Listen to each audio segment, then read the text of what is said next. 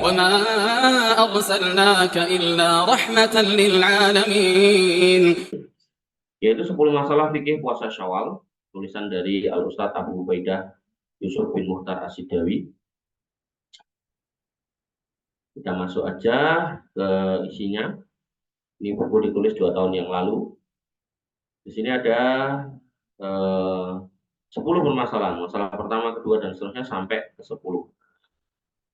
Mukadimah, pembukaan. Bismillah, alhamdulillah. Wassalatu wassalamu ala rasulillah wa ala alihi wa sahbihi wa mawalah. Kemudian amma ba'du. Nah, setelah puasa Ramadan, maka hendaknya seorang bersyukur kepada Allah atas nikmat yang telah dianugerahkan kepadanya, serta selalu berharap cemas. Ya, berharap agar amal ibadahnya diterima dan cemas tidak diterima.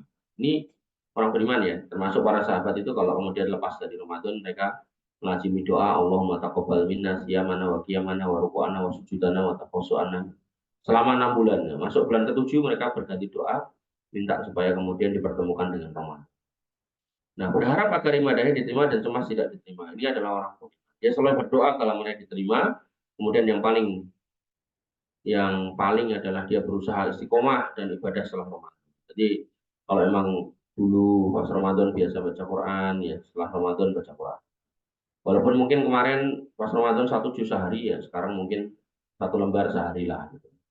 Atau yang biasa sholat malam, gitu kan. Maka dirutinkan sholat malam, walaupun misal cuman 2 rakaat ditambah 1 witir, gitu. Tapi rutin itu lebih baik daripada blong, gitu. Atau kemudian yang biasa apa istilahnya bersedekah, pas Ramadan kemarin sehari 100.000, ya sekarang sehari 10.000. Nah, itu dirutinkan. Dan orang yang bisa merutinkan kebaikan setelah datang kebaikan itu adalah tanda diterimanya. Termasuk rahmat Allah kepada hambanya adalah agar Allah menjadikan amal sunnah pada setiap jenis amal wajib, seperti sholat ada yang wajib, ada yang sunnah. Demikian pula puasa ada wajib dan sunnahnya, sedekah juga ada, haji juga demikian. Ketahuilah wahai saudaraku seiman, semoga Allah merahmatimu, bahwa adanya amal-amal sunnah tersebut memiliki beberapa faedah. Yang pertama, menyempurnakan kekurangan amal wajib. Yang kedua, menambah pahala disebabkan bertambahnya amal soleh. Jadi kalau amal wajibnya udah sempurna, maka itu jadi tambahan pahala. Tapi kalau kemudian amal wajibnya itu ada yang bolong-bolong, ada yang kurang, maka itu nambah. Kemudian yang ketiga, menggapai kecintaan Allah. Jadi Allah itu makin cinta pada seorang hamba yang melazimi amal-amal. Yang keempat, menambah keimanan seorang hamba. Seorang hamba itu kalau udah wajibnya rajin, sunnahnya rajin, itu berarti imannya makin baik, insya Allah. Karena dalam itikad ahlus sunnah wal jamaah, keyakinan akidah ahlus sunnah wal jamaah, bahwasanya yang namanya al-iman yazidu yang kus, naik dan turun, yazidu bid'ah yang kus bil maksiyah, naik karena taat dan kemudian turun karena kemaksiatan. Kemudian yang kelima, menambah kuatnya hubungan seorang hamba dengan Rabbnya. Artinya kalau orang itu makin rajin mengamalkan yang sunnah, dengan catatan ini wajibnya jangan ditinggal ya. Nanti ada orang rajin tahajud tapi juga pernah sholat subuh ini. Maka orang-orang yang kemudian wajib dikerjakan sunnah dikerjakan juga, maka tentu dia paham benar kalau kemudian dia berharap benar untuk kemudian makin dekat kepada Allah. Dan kemudian yang keenam, merupakan medan untuk berlomba-lomba dalam ketaatan. Jadi orang kalau kemudian nambah amal sunnah, dia paham kalau kemudian makin banyak dia amal sunnah, makin banyak pahalanya, dan dia akan makin bisa mendahului saudara-saudara sesama muslim yang kemudian amalnya biasa-biasa. Yang ketujuh, mendorong hamba untuk melakukan amal wajib, sebab sepertinya mustahil kalau ada seorang yang rajin mengamalkan perkara sunnah tapi mengabaikan amal wajib. Walaupun ada ya orang kayak gitu. Jadi dia rajin sedekah kemana-mana, tapi ke istrinya pelit. Ya. Dia rajin tahajud tapi sholat subuhnya kesiangan. Ada orang kayak gitu. Dia rajin apa istilahnya puasa sunnah, gitu. Tapi kemudian pas puasa wajib malah bolong-bolong. Ada. Dia rajin puasa wajib tapi nggak pernah sholat. Ada. Gitu. Nah ini orang-orang yang dia nggak paham mana yang wajib, mana yang harus didahulukan. Makanya pentingnya bermajelis ilmu itu kayak gitu. Jadi kita bisa bisa mendahulukan mana yang penting, lebih penting, dan mengakhirkan yang penting. Apalagi nggak penting gitu, terus nggak penting dikerjakan. Yang sering saya contohkan 10 malam terakhir, bukannya fokus ibadah ngejar Lailatul Qadar, malah tongkrongan, trek-trekan, main petasan gitu. Nggak penting semua itu, malah tawuran. Apalagi itu, udah maksiat gitu. Yang kedelapan, pembuka amal wajib. Jadi kalau orang kemudian mengamalkan yang sunnah, insya Allah mengamalkan yang wajib itu lebih indah, lebih mudah, lebih senang, lebih happy. Kemudian yang ke-9, penutup pintu bid'ah dalam agama. Orang kalau melazimi yang sunnah, bid'ah itu ditinggalkan. Sebaliknya kalau rajin melakukan yang bid'ah, maka biasanya yang sunnah itu ditinggalkan. Ya, sholawatan sampai jam 12 malam, sampai jam 2 malam gitu, tapi nggak sholat isya. Ada gitu kan, jadi nggak usah mengatakan nggak ada kayak gitu. Itu kan hal yang nggak benar itu. Yang benar ya sholat dulu gitu kan. Adapun amal-amal sisanya kita cek gitu. Ada dalilnya enggak gitu. Ya, yang ke-10, mencontoh Nabi SAW dan para salafus soleh. Ini tentu yang terbaik ini ya. Di antara amalan sunnah usai bulan Ramadan adalah peluang puasa 6 bulan, 6 hari di bulan Syawal. Bagaimana dikatakan dalam banyak hadis. Masalahnya ada sebagian kalangan yang masih meragukan tentang sunnahnya. Ini kemarin sampai saya itu ditanya sama Pak Polisi. Saya punya kenalan polisi itu ya, saya gitu. Ustaz, saya tuh dari muda ngamalkan puasa 6 hari bulan Syawal. Tiba-tiba ada yang mengatakan itu hadisnya dhaif, itu gimana gitu. Saya bilang sama beliau itu hadisnya sahih dan hadisnya banyak gitu. Wes gak usah didengarkan orang itu ngomong apa lagi setelah. Karena kalau orang udah berani apa ya istilahnya ngomong yang kemudian sesuatu yang dikenal oleh masyarakat atau kaum muslimin sebagai amal sunnah kok kemudian tiba-tiba dianggap itu nggak sunnah, itu jelas orang ini nggak hati-hati. Nanti banyak contoh, misal kaum muslimin paham kalau kemudian termasuk akidah adalah mengimani adab kubur. Kok tiba-tiba nongol sekelompok manusia gitu kan mengatakan mereka mendakwahkan agama tapi mengingkari adab kubur, itu parah. Nanti ada lagi sekelompok orang yang kemudian bikin ormas gitu kan, kemudian menghalalkan anjing gitu kan. Nah ini tambah parah lagi gitu. Maka orang-orang yang kemudian terkumpul di majelis-majelis seperti itu sebaiknya segera ditinggalkan. Karena ketika kita nggak hati-hati, nanti orang-orang di majelis itu tuh akan gampangnya untuk ngomong yang lain lagi gitu loh. Dan kemungkinan konsekuensinya lebih parah lagi. Yang sering saya contohkan ketika masuk bulan Ramadan dan masuk Idul Fitri itu kan ada sejumlah kaum muslimin yang puasanya duluan sampai 3 4 hari sebelum pemerintah. Nah, maka ini jelas salahnya kejauhan gitu loh. Karena kalau ada selisih ayam musyak itu cuma sehari gitu.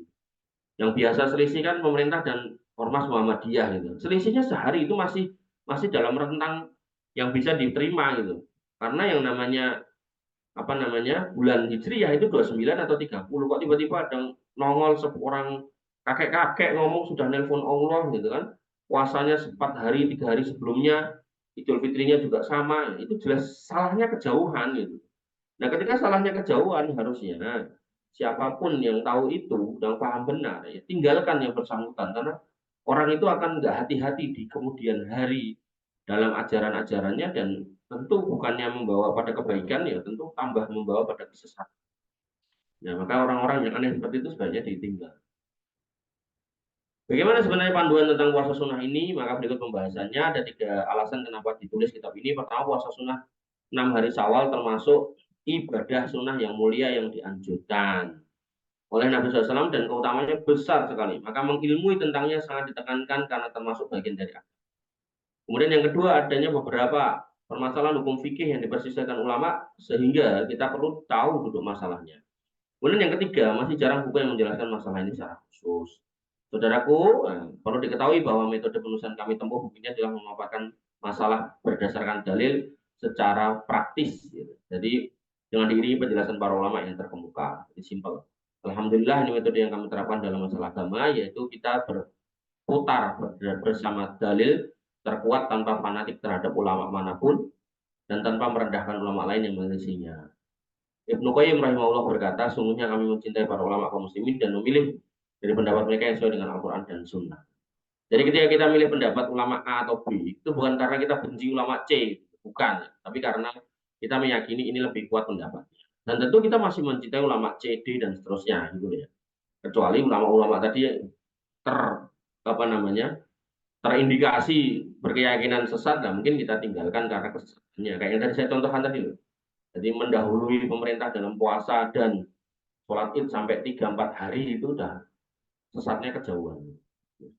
Allah Ta'ala semoga Allah kemudian menjadikan buku kecil ini bermanfaat. Pembukaannya, masalah yang pertama, sunahnya puasa Syawal. Ketahuilah wahai saudaraku, semoga Allah selalu merahmatimu bahwa hadis-hadis tentang disyariatkan puasa 6 hari dari Syawal derajatnya sahih dan tidak ada keraguan di dalamnya. Pertama, hadis Abu Ayyub Al-Ansori. Nabi Ayyub Al-Ansori anna Rasulullah SAW qala man shoma Ramadan summa atba'ahu sitan min Syawal kana kasyamid dahri.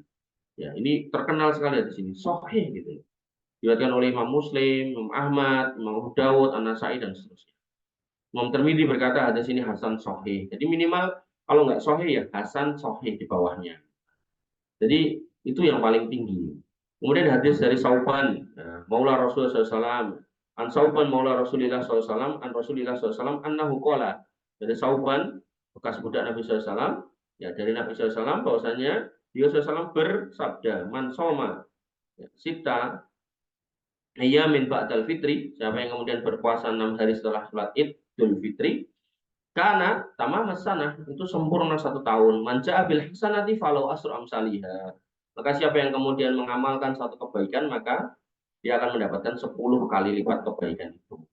Ini menjadi dalil bahasanya kenapa dikatakan 10 1 tahun itu yaitu 30 hari Ramadan kali 10 ditambah 6 kali 10 itu 360. Ini hadisnya juga sahih ya. Ini hadis yang kedua sahih. Kemudian hadis yang ketiga dari Abu Hurairah. Abu Hurairah radhiyallahu anhu dan Abu radhiyallahu anhu berkata, qala Rasulullah SAW, sabda Nabi SAW, man shoma Ramadan wa atba'u bisittin. Siapa yang berpuasa bulan Ramadan dan diikuti dengan 6 hari min Syawal pada bulan Syawal. Jadi ini satu Syawal full, diambil 6 hari bebas yang mana aja. Padahal kali siyamud dahri itu seperti puasa 1 tahun. Sahih juga. Kemudian hadis yang keempat, hadis Syaddad bin Aus, an Syaddad bin Aus radhiyallahu an Rasulullah SAW, dari Syaddad bin Aus dari Nabi SAW, annahu qala, bahwasanya Nabi SAW bersabda, man shoma Ramadan wa atba'ahu bisittin min Syawal, dan diikutinya dengan 6 hari bulan Syawal, badzalika siyamud dahri, itu seperti puasa setahun penuh. Sahih juga, gitu kan. Kemudian berdasarkan hadis-hadis ini maka jelaslah bahwa puasa 6 hari bulan Syawal hukumnya sunnah, baik bagi kaum pria wanita, orang merdeka atau orang muda, dan ini pendapat mayoritas para ulama seperti yang diriwayatkan oleh Ibnu Abbas, Ka'ab al-Bar, Sya'bi, Tawus, Maimun bin Mihran, Abdullah bin Mubarak, Ahmad bin Hanbal, dan Asy-Syafi'i rahimahumullah.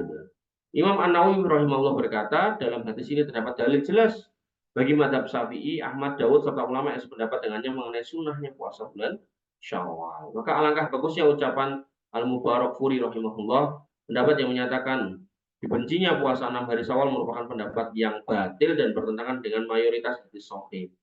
Makanya di awal tadi saya katakan, ketika amalan kaum muslimin yang sudah muktabar, sudah terkenal, dan bahkan didukung oleh hadis sahih, atau termasuk itikad kaum muslimin yang jelas muktabar, dan didukung dengan dalil-dalil sahih, kok kemudian ada yang mengingkari, maka sebaiknya orang yang mengingkari itu ditinggalkan.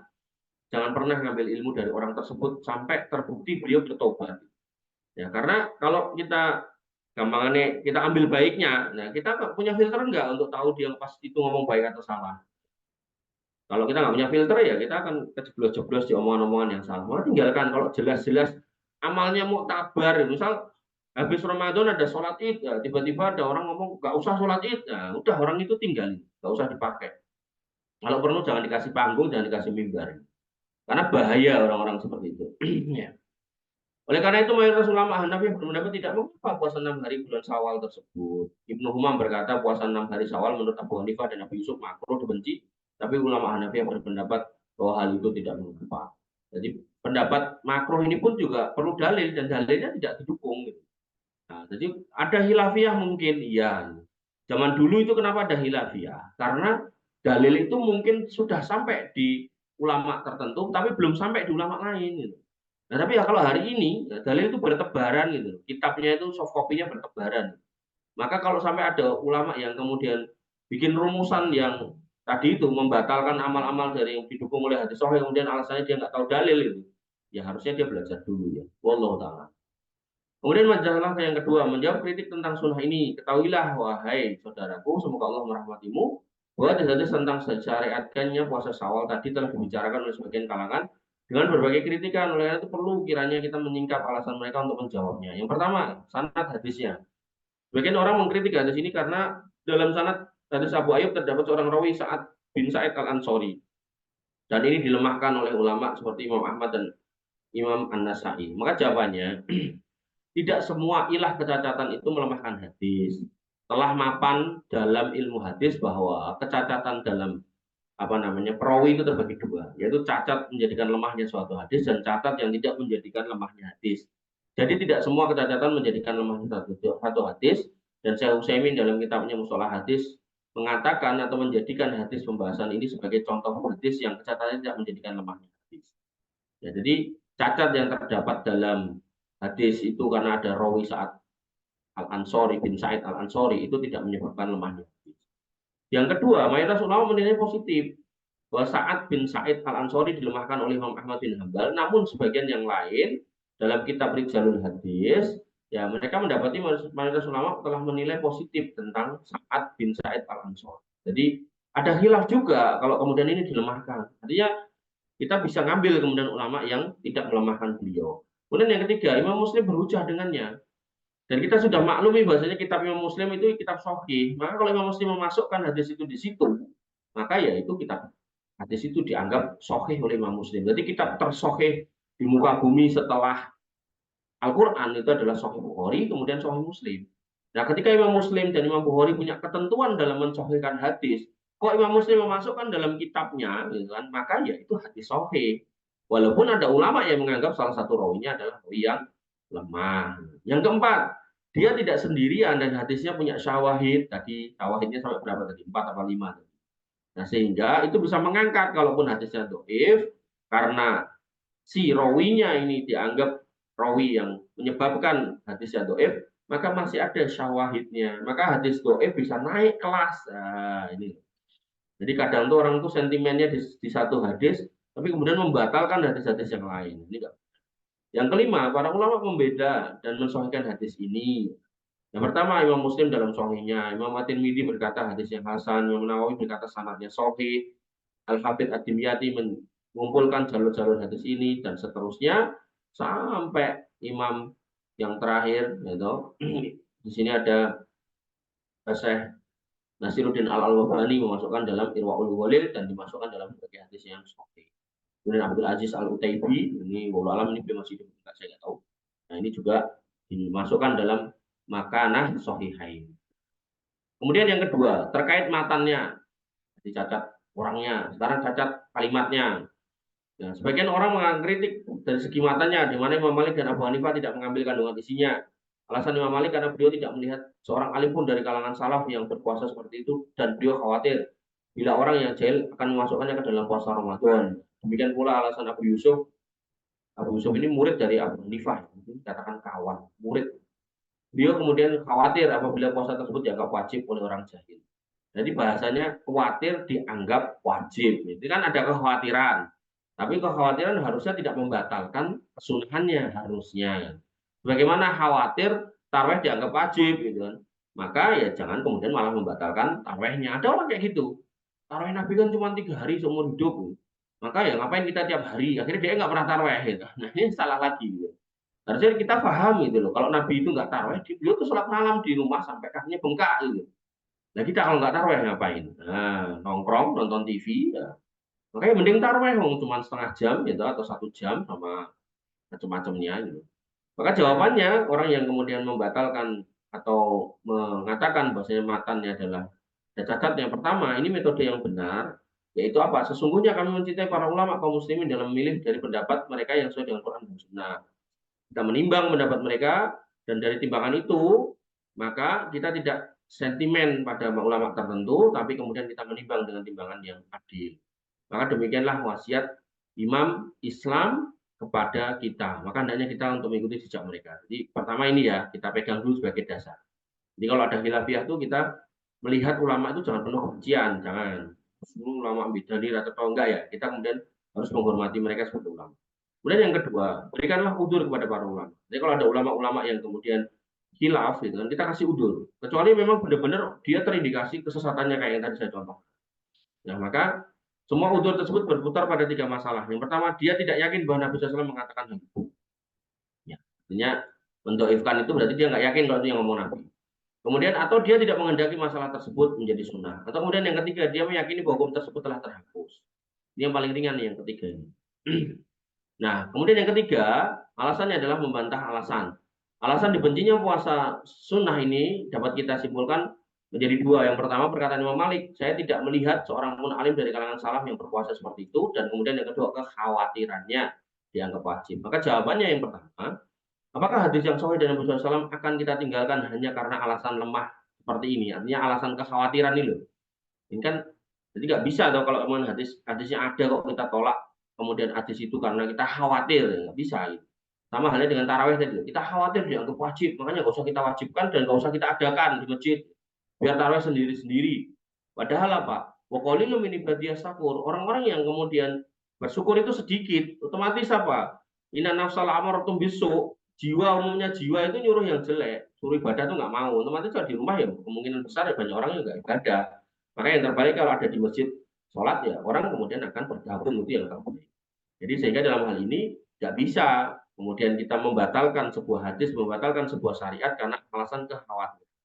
Kemudian yang kedua alasan Imam Malik bahwa beliau tidak mendapati salaf yang melakukan ini tertolak setelah jelas bagi kita kesohihan hadis ini. Artinya hadis-hadis menyebutkan Nabi mengatakan ini otomatis sahabat melakukan. Nggak mungkin kalau salah nggak melakukan.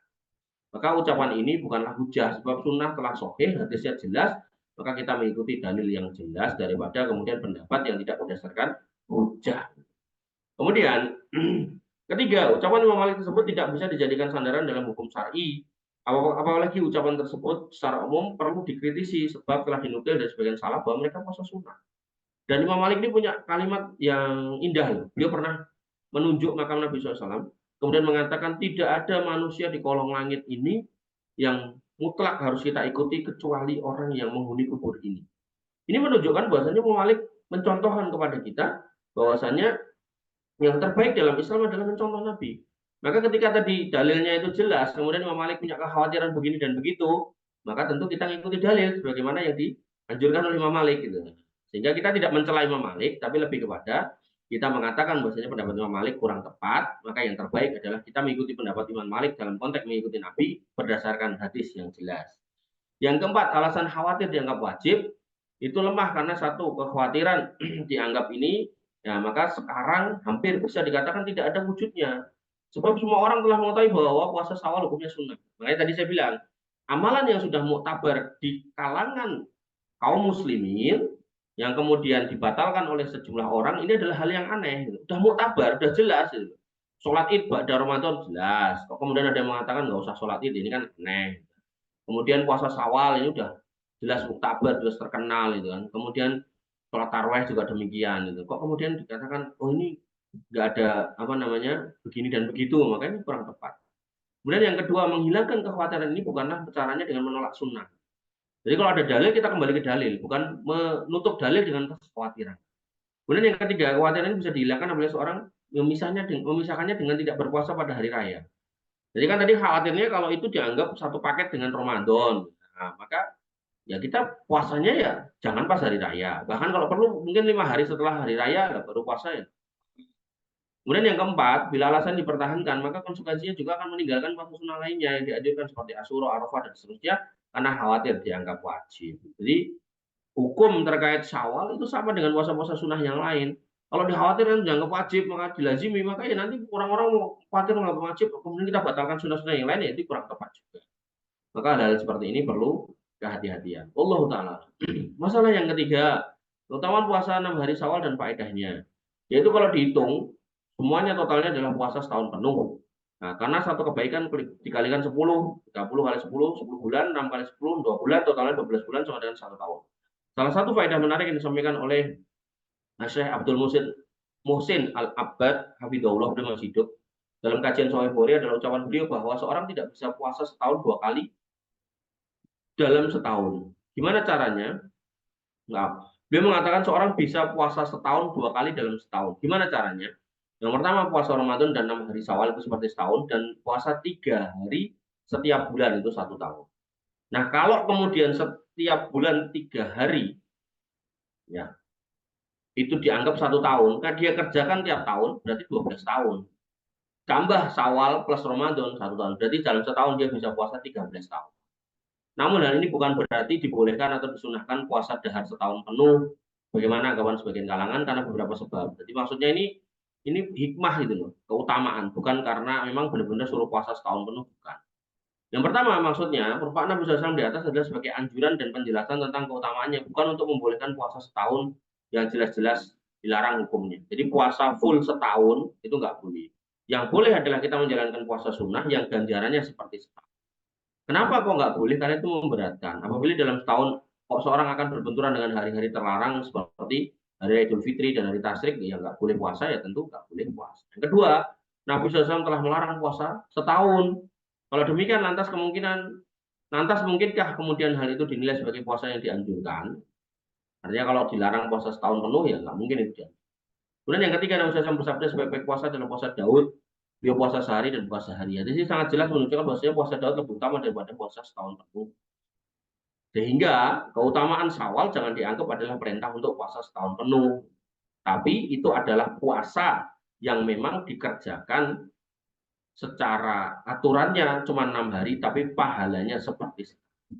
Dan membiasakan puasa setelah Ramadan memiliki beberapa faedah yang cukup banyak. Di antaranya puasa 6 hari Syawal setelah Ramadan meraih pahala puasa setahun penuh.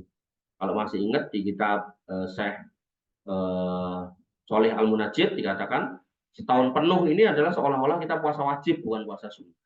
Kemudian yang kedua, puasa Syawal dan Sya'ban, ya seperti sholat sunnah dan rawatib sebelum dan sesudah sholat fardu.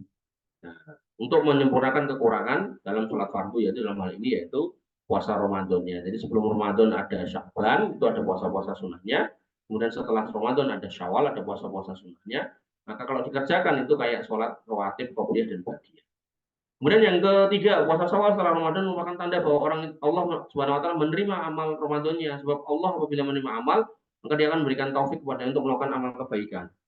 Jadi kita harus semangat untuk mengerjakan kebaikan di Syawal ini karena itu akan menjadi tanda kalau amal kita di Ramadan diterima. Yang keempat, puasa Syawal merupakan ungkapan syukur karena Allah telah mengampuni dosanya dengan puasa Ramadan.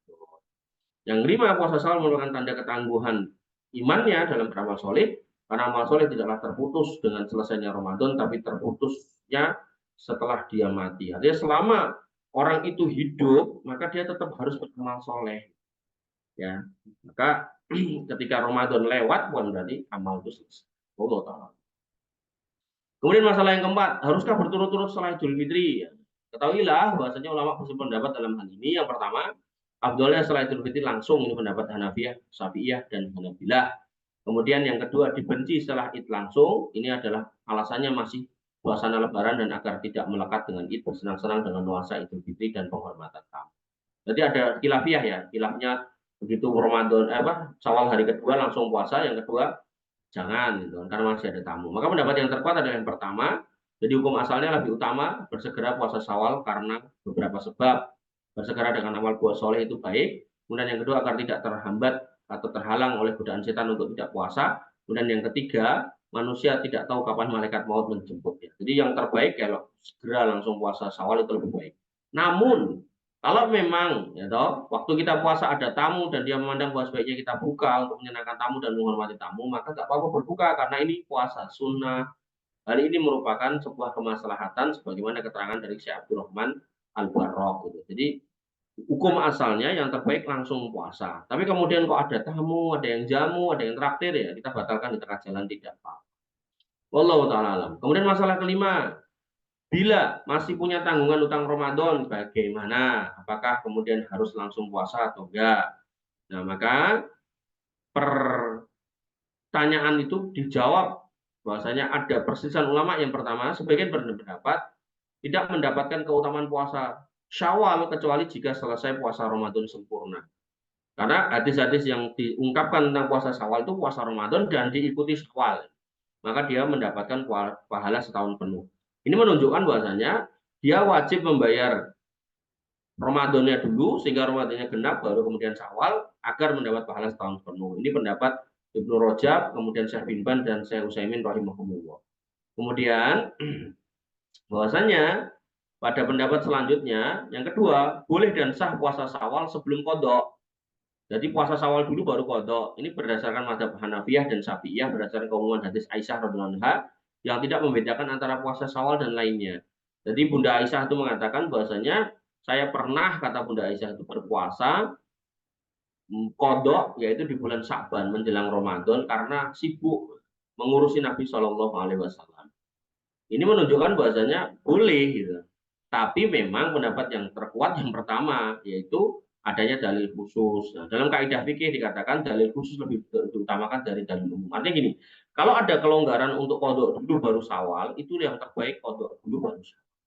Tapi kalau kemudian benar-benar nggak bisa, karena misal punya hutang puasa karena nifas atau melahirkan 30 hari nggak puasa, maka nyauri kan 30 hari kelamaan, nanti Syawalnya keburu lewat, maka Syawal dulu nggak apa-apa. Ya, maka dalam hal ini fikihnya luas, tapi memang yang utama adalah yang berpuasa kodok dulu baru kemudian Syawal. Wallahu taala. Kemudian masalah yang keenam, bolehkah puasa Syawal bolehkah puasa Syawal usai Syawal jika ada udzur? Artinya Syawalnya udah lewat, dia belum puasa Syawal. Boleh nggak puasa di bulan Dzulqa'dah? Boleh nggak? Maka ulama berbeda pendapat. Yang pertama, boleh mengkodoknya karena ada udzur. Nah, ini pendapat Syekh Abdurrahman As-Sa'di, Syekh Utsaimin. Alasannya adalah mengkiaskan dalam ibadah-ibadah lain yang bisa dikodok apabila ada udzur seperti sholat. Jadi orang yang kemudian sholat apa namanya qobliyah subuh, ketika dia terlambat, dia bisa mengkodok. Jadi sholat subuh dulu, dikodok nanti pas waktu dulu. Kemudian Nabi SAW pernah itikaf dalam kitab yang pernah kita bahas. Beliau itikaf biasanya di bulan Ramadan. Nah, pada suatu ketika beliau nggak itikaf di bulan Ramadan dan dikodok di bulan Syawal. Nah, dari dua contoh itu tadi, kemudian Syekh As-Sa'di dan Syekh Al-Utsaimin berpendapat berarti orang yang terhalang berpuasa di bulan Syawal karena ada urusan, misal tadi harus mengkodok atau mungkin sakit, gitu kan, mengkodok puasa Ramadan nggak selesai sampai Syawalnya lewat, gitu. Maka dia bisa puasa Syawal di bulan Dzulqa'dah. Itu untuk yang ada udur. Tapi kalau orangnya santai-santai, malas-malas, nggak ada udur, nggak ada masalah, nggak ada kepentingan, nggak ada urusan, tiba-tiba dia puasa di bulan Dzulqa'dah, ini nggak boleh. Yang kedua, tidak disarankan untuk mengkodoknya apabila telah keluar bulan Syawal. Ini khilaf ya. Maka ini adalah pendapat madhab Hanabilah, dan pendapat inilah yang dipilih oleh Syekh Abdul Aziz bin Baz.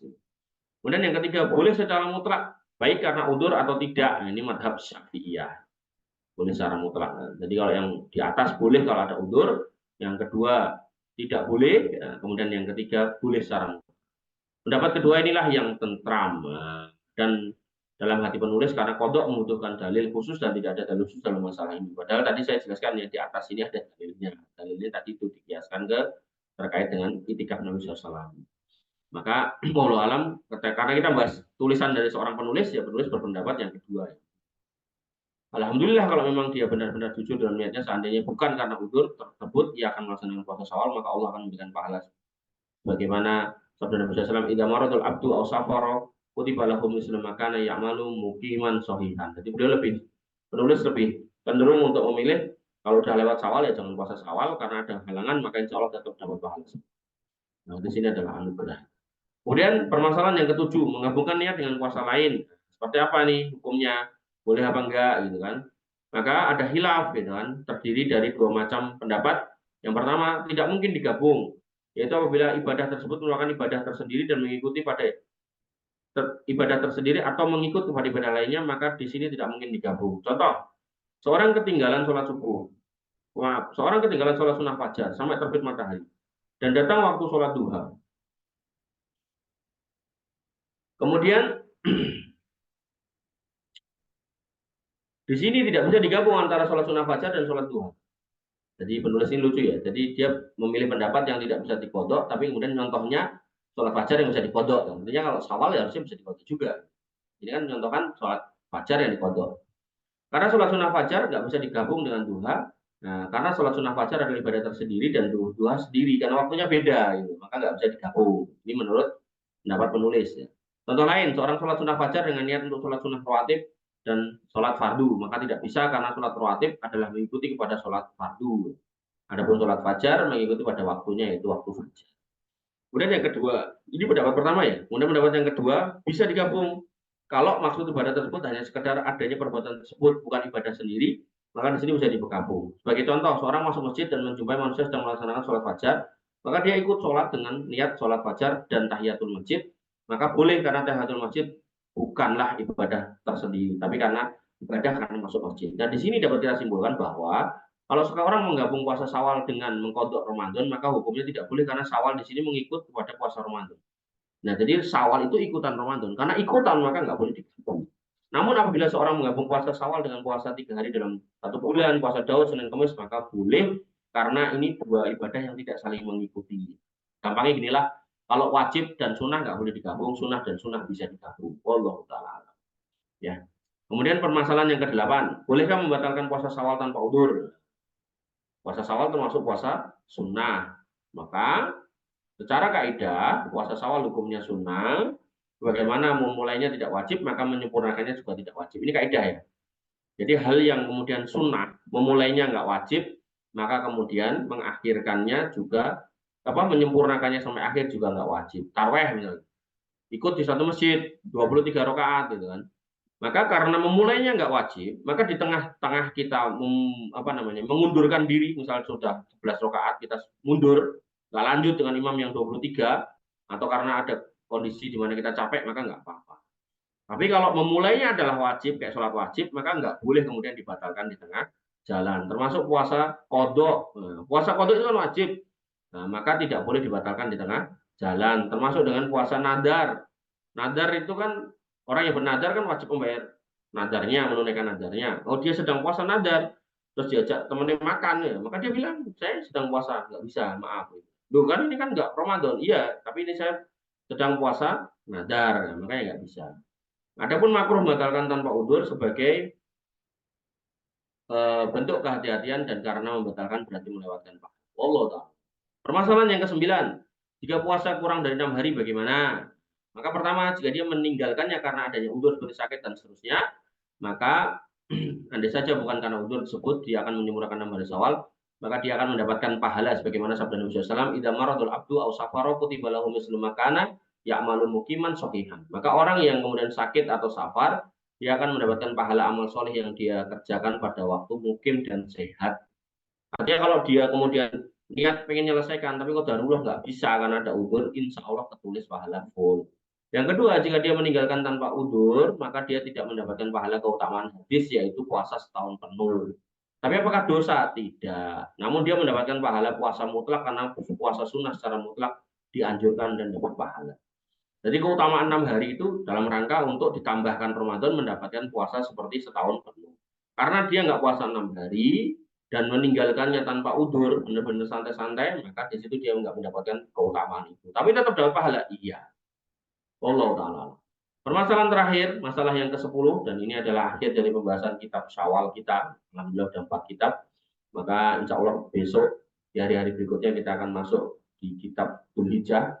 Untuk kita akan bahas tentang amalan-amalan dan keutamaan bulan Dzulhijjah, termasuk bahas tentang umroh, haji, kurban dan seterusnya. Maka masalah yang ke-10, bila puasa Syawal bertepatan dengan hari Jumat atau Sabtu, bagaimana? Boleh enggak? Maka Syekhul Islam Ibnu Taimiyah mengatakan, adapun orang yang tidak menyengaja untuk puasa pada hari Jumat atau Sabtu seperti orang yang puasa sehari sebelumnya, sesudahnya dia puasa sehari dan berbuka sehari, maka boleh baginya puasa di hari Jumat walaupun sebelum dan sudahnya dia nggak puasa. Atau dia ingin puasa Arafah atau Asyura yang jatuh pada hari Jumat, maka tidak lagi. Karena larangan ini hanya bagi orang yang sengaja mengkhususkan hari Jumat dan Sabtu untuk puasa. Intinya hadis-hadis larangan tersebut adalah jika seorang mengkhususkan, adapun jika tidak, maka tidak mengapa insya Allah. Ini pendapat yang kuat. Sekalipun dalam masalah Dzulhijjah, jika seorang puasa sebelum Arafah dengan tujuan keutamaan puasa 10 Dzulhijjah, bukan pengkhususan puasa hari tarbiyahnya, maka ini pun diperbolehkan. Maka menarik sekali ucapan sebagian peneliti masalah ini tatkala mengatakan, dahulu saya mengikuti Syekh kami Albani dalam pendapatnya yang melarang puasa Sabtu secara mutlak, sampai-sampai saya tidak puasa Asyura dalam beberapa tahun karena saya meyakini sebagai pendapat yang benar. Namun setelah penelitian terhadap pendapat para ulama dalam masalah ini, nyatalah bagi saya bahwa keraguan bahwa puasa hari Sabtu tanpa mengkhususkan dan maksud pengagungan adalah disyariatkan. Intinya, ketika kita ngomongkan puasa Syawal, bagaimana kitab yang pernah kita bahas, maka syariatnya adalah dari awal Syawal, yaitu bulan hari yang keduanya. Kalau yang pertamanya kan hari Id, yaitu nggak boleh puasa. Kedua sampai akhir Syawal, yaitu tanggal 29 atau 30, kita boleh berpuasa di hari manapun. Bahkan ketika kita puasanya pun mengambil di Sabtu dan Ahad karena kita libur, nah mungkin kerjaannya berat sehingga nggak mungkin puasa, maka bisanya di hari Sabtu Ahad atau sejak Jumatnya, Jumat, Sabtu, Ahad, maka itu tidak mengapa. Karena memang syariat Syawal itu semuanya dalam satu bulan. Artinya kalau kita ngambil di hari tertentu bukan dalam rangka memaksudkan mengagungkan hari itu bukan, tapi lebih kepada karena memang sempatnya bisanya di hari itu, maka dalam konteks Syawal tidak mengapa. Tapi kalau konteks di luar Syawal, maka kalau nggak bertepatan dengan tanggal-tanggal tertentu maka tidak diperbolehkan. Wallahu taala.